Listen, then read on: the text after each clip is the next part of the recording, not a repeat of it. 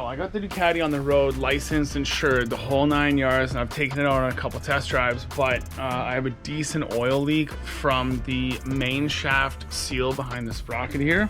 So that's in this guy here. So I ordered a seal kit off of Bevelhaven, which, you know, the big seal that goes around the main shaft, and then there's a smaller seal that goes on the inner portion. They actually recommend that you put 2 of the smaller seals in there, and then I just grabbed an extra big seal just in case I need it. And then while I was there, a new sprocket washer and a new sprocket nut. Sprocket washer, sprocket nut. So what I'm going to do is I'm going to pop the cover off this guy here. So, you know, foot peg, kickstarter, cover, clutch, all that to get in there and pull the old seals out, put the new ones in. Shouldn't be too complicated of a process to get this bike sealed up again. All right, so you can see here just how much oil I was actually leaking, and that was only after a couple minutes of a ride. So what I'm going to do is I'm going to change out the 2 seals. So the first one is the small one here, and that just sits on the end of the shaft. It's going to be a little bit difficult to get the original seals out of there, but I'm sure it'll be okay. And the second one is the bigger seal, and that one goes behind this sprocket here. So first things first, take the chain off, take the sprocket nut and sprocket washer and sprocket off, and then I'll be able to get at the big seal at the back, and then I'm going to change the front on. So let's get into it, pop all this hardware off here and change the seals out.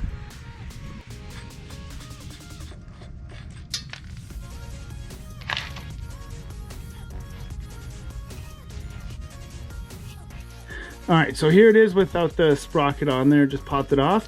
So you can see the main seal back there, and then the seal, the other seal, the smaller one, is just behind here.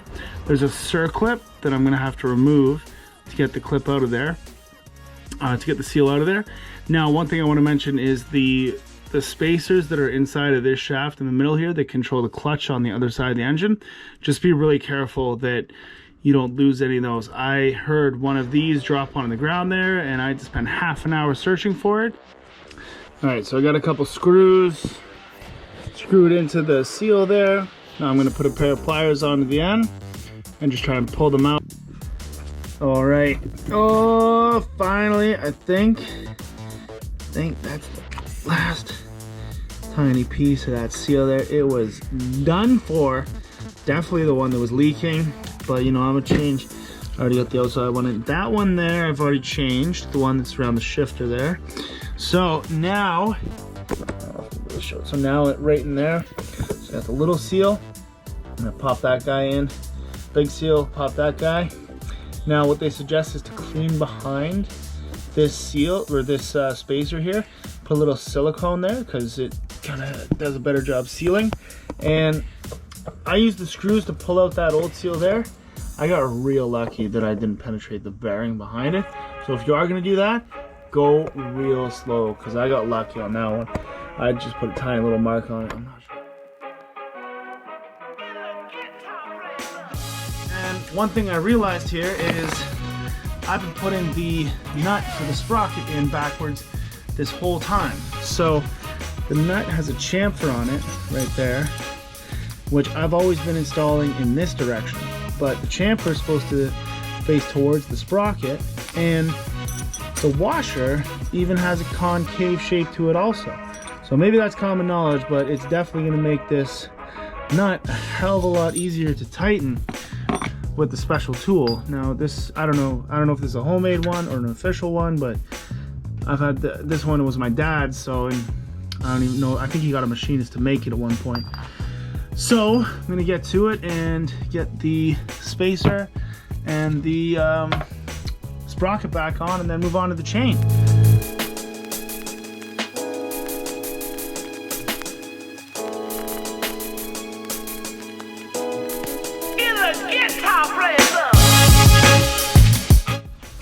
All right, so that's all mounted in there. So I'm gonna put the bike in gear and get this as tight as I can, and then to actually torque it, I'll have to get the chain on. I don't know, put the bike in gear, have someone sit on it and try and torque the nut, because I don't have the special tool to actually hold the sprocket. So that's the best that I'm gonna be able to do.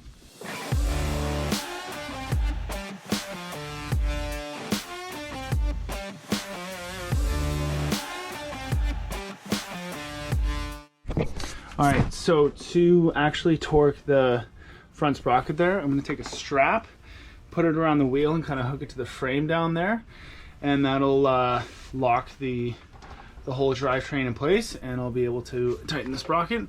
So I don't know if it's gonna work, but I'm gonna try it out.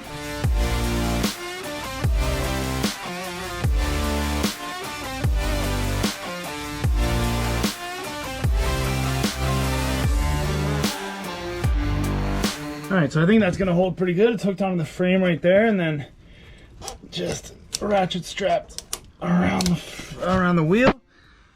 So now I'm gonna try and torque that up to around 65, 70 pounds, and let's see what happens. Okay.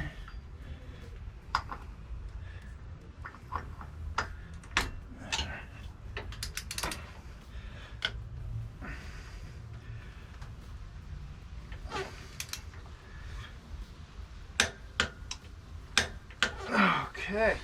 All right, so that went really well. I got the nut torqued on there properly, so now I'm gonna bend the tab washers down, get the cover and the shifter hooked up here, and then take it out for a test drive, and hopefully it's not leaking anymore. So I'll get to it, then go for a ride.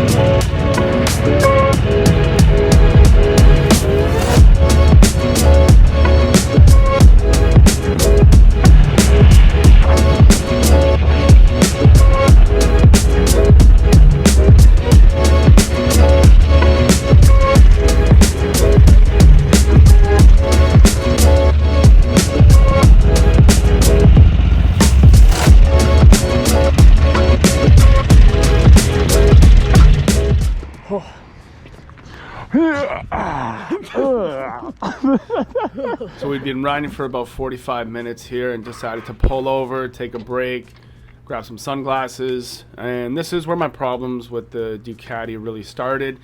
I've been kicking it over, which is really weird. Usually this bike starts in 1 or 2 kicks, but I got it running, and we continued going for a little bit, but it was running on 1 cylinder.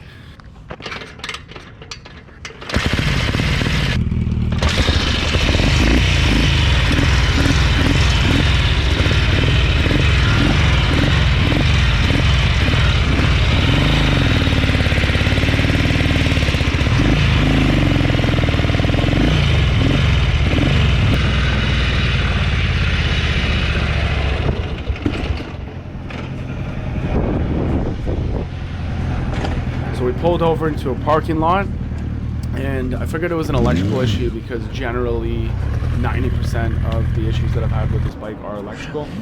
So I started taking a look at connections and seeing what was going on with it to see if I could get it running on 2 cylinders again, but it just wouldn't cooperate, and the engine ended up locking up, so the Kickstarter wouldn't kick it over anymore. So I decided to stop, get it towed home, and just see what happens and deal with it later. Oh, is it supposed to do that?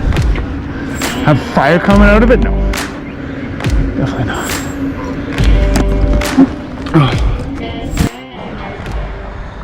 Oh, man, this sucks. Nicole and I were just having the best day out here on this ride, Thanksgiving weekend, and my bike started running on 1 cylinder, so I'm not 100% sure what's going on. I think there's a problem with the front cylinder. It's locked up, won't even turn over anymore, so there's definitely a big problem. I'm gonna have to take apart the engine again and figure out what's going on. So that's it. I guess that's the end of this episode and this riding season. So thanks for watching, I guess. And then I'll figure out what I'm gonna do with this bike later.